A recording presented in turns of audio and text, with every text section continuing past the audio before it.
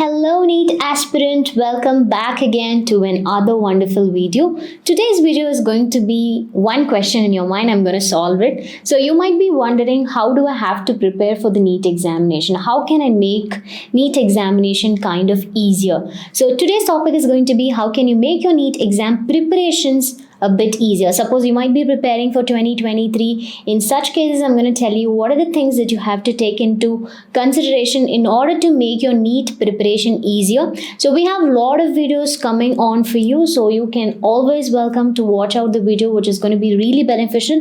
So this video is all about the NEET exam preparation, how to make it a bit easier. So first, let's move on to the first point, which is what are the do's. Yes, it's really important. You need to know what are the things that you have to do when you are preparing for the NEET examination. So I'm going to talk about what are the do's. I'm not going to talk about the don'ts. So if you know any kind of don'ts that you would never like to do it for your NEET preparation, put it in the comment section. So first, let's talk about what are the do's. Yes.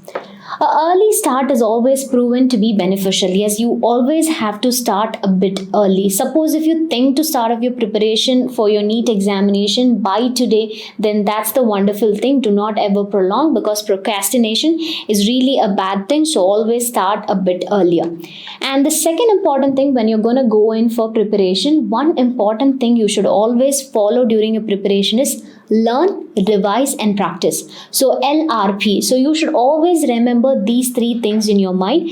You have to learn, and definitely many people will miss any one of these things. So I found a lot of students learning and some students revising. I found a lot of students learning and practicing. But all the three things are very important. So learn, revise, and then practice, whether it comes to physics, chemistry, and biology. This thing you should definitely do during your NEET preparation, because if you're going to learn, revise, and prepare, your NEET preparation becomes easy, so that you will be able to revise, and since you have practiced, it's going to be very easy during your examination time. And most important thing, if you find any difficult topics when you come across any of the chapters or unit, you must be studying it thoroughly and wisely. Most importantly is like wisely, because sometimes we feel that difficult topics we used to skip because we don't want to take up any difficult topics. So what you have to do is you take up the difficult topics that will definitely come for examination. If you find any difficult topics that will not come for your examination, you can omit the topic.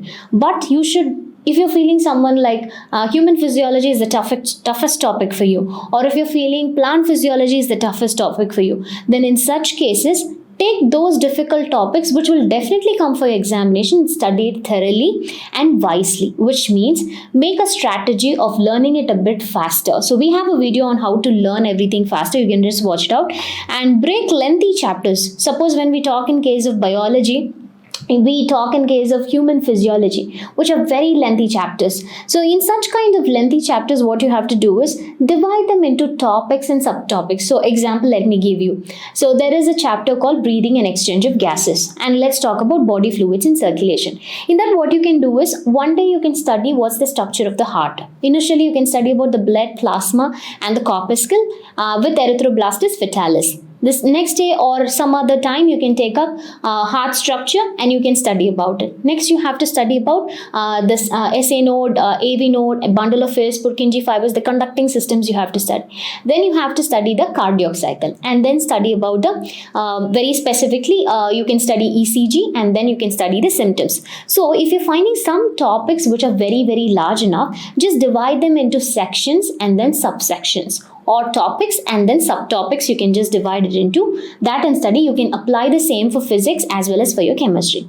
And most importantly, cover all the basic concepts. When it comes to physics, or when it comes to chemistry, or when it comes to biology, you should never miss the basic chapters, which is going to be the fundamental for most of the chapters. So you should never miss those kind of chapters. So always concentrate on all the basic concept and study limited material. I found a lot of students having a perception in mind that if you're going to read many books, then only you can score really good enough in your NEET examination, but that's not going to work out. Study limited material. If you're going to stick on to NCERT, when it comes to biology, it's enough to stick on to NCERT with practicing question.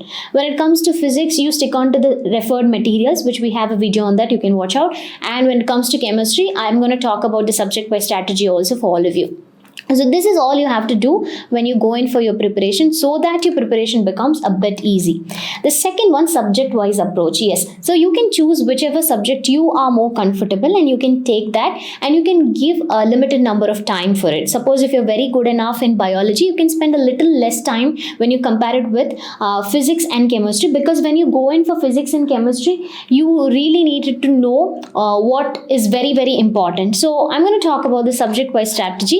Here we'll be talking about chemistry, physics, and biology. So first, let's talk about chemistry. So chemistry, we already know there's going to be physical chemistry, organic chemistry, and inorganic chemistry. So I'm going to tell you what are the things that you're going to do it for physical chemistry first.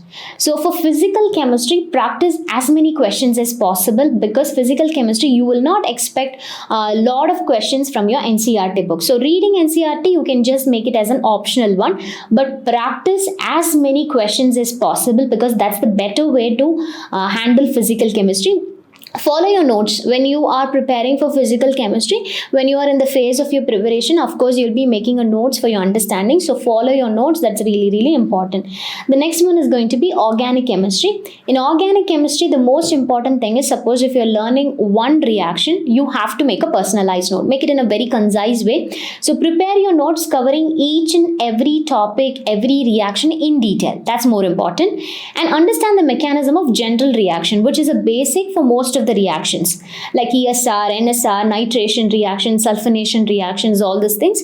You have to prepare it very very nicely. So these are the things that you have to do it for organic chemistry. And for inorganic chemistry, you always have to follow NCERT book, because we'll find lot of questions from your NCERT when it comes to inorganic part. So you don't have to refer any of the things when we talk in case of inorganic chemistry. Okay, this is all about chemistry. Now let's talk about physics. Yes, so for physics, basic concept, understanding basic mathematics and understanding basic concepts in physics is really important. So make each and every topic crystal clear.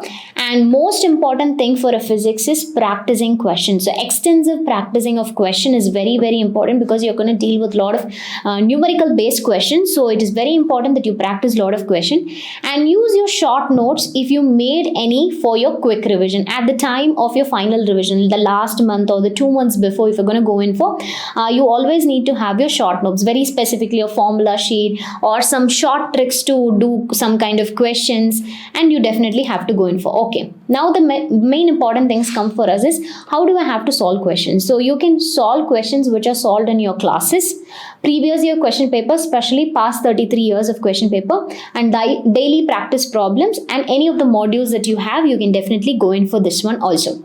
So this is how you're going to deal it for physics. And let's now talk about biology. So what about in case of biology? As many of you know that when we talk in case of biology, I'm going to recommend only NCERT for all of you. So read only NCERT when it comes to botany or when it comes to zoology. And you have to follow NCERT based question. It's fine enough. If it's out of syllabus also, it's okay. But first finish off your NCERT based question. And if you feel you wanted to learn a bit more, then you can go for questions apart from NCERT also. So it's always important for biology, follow only your NCERT word. This is the subject wise approach. So you need to know how you are going to deal physics, chemistry and biology, and you prioritize which subject you're going to study it first.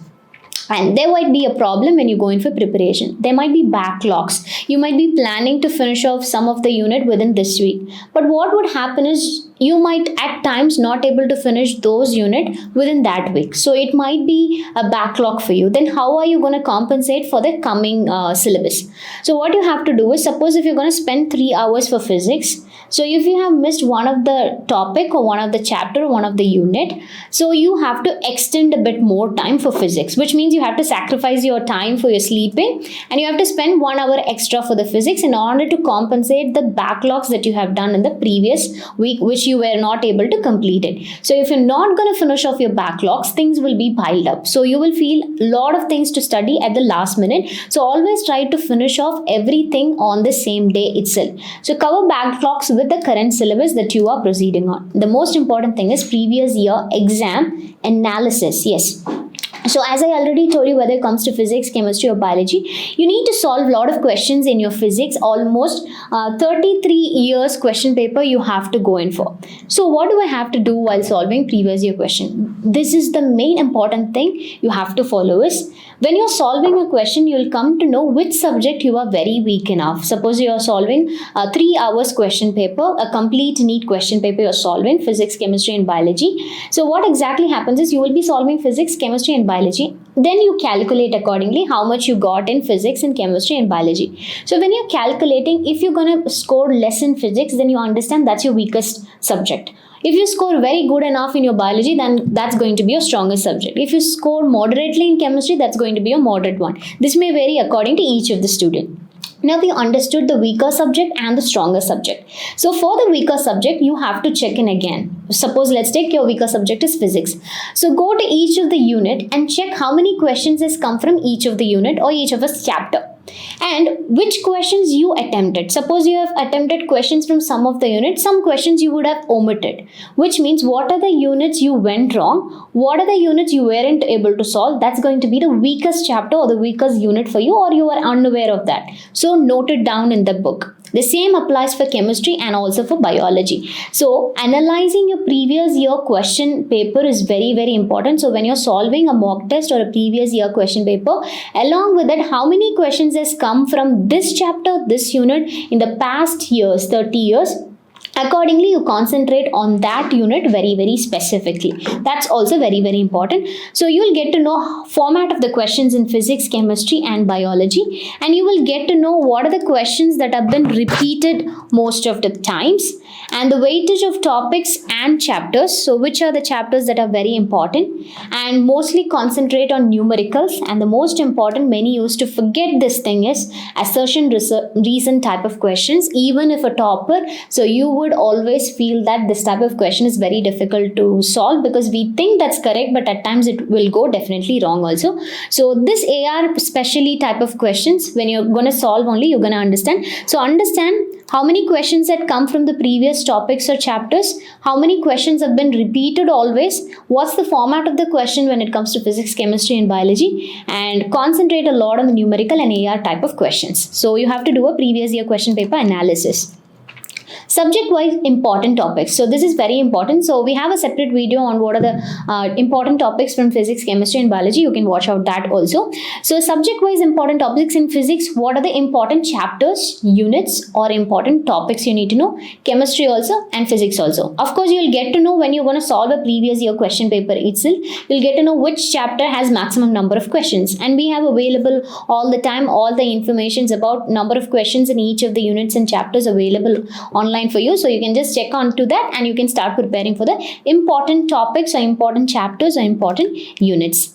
The next one is going to be combine your hard work with smart work. Yes, you are really going to do a hard work, but it's really important how fast you're going to study.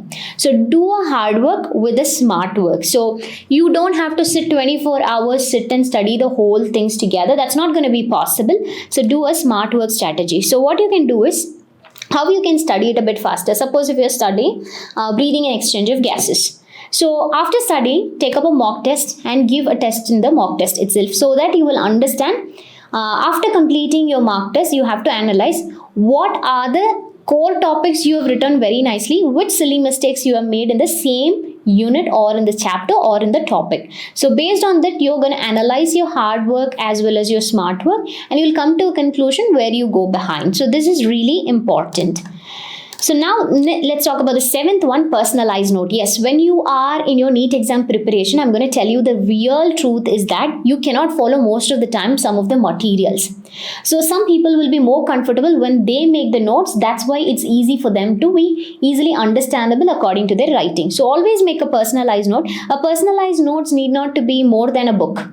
It should be a very short version. So you can prepare a mind maps, you can prepare a flow charts, you can prepare array diagrams for memory based topics. It is for memory based topics if you have to study. Especially you can apply it for biology.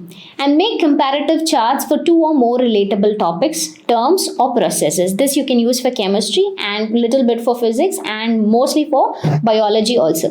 And create a list of important definitions, important formulas, important derivations in chemistry and physics, and important diagrams in biology, and brush them up every week. Weekly you need to do this one because it's going to be very concise. So you can also incorporate the complete mineral nutrition chapter in one page. It's possible. If you have a mnemonics, you can write everything in one page. If you have a plant hormone unit, you can put all the information in one part also. So it is possible. So whenever you're studying, you can make a NEET preparation very easy by making your own personalized note in a simplified way.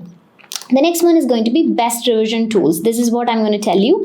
So best revision tools, as I already mentioned, like mind maps, everything you're going to use. So use such kind of revision tools and revise. So during revision also you have to go in for analysis. What are the things you forgot? So what are the things you have to recall back again, learn, revise, and again practice.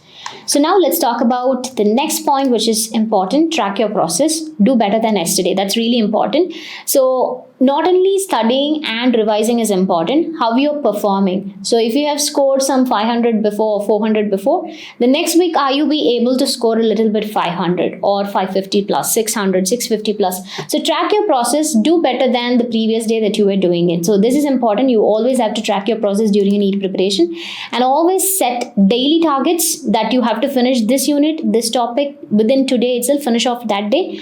Weekly, you have to finish some 2 to 3 units.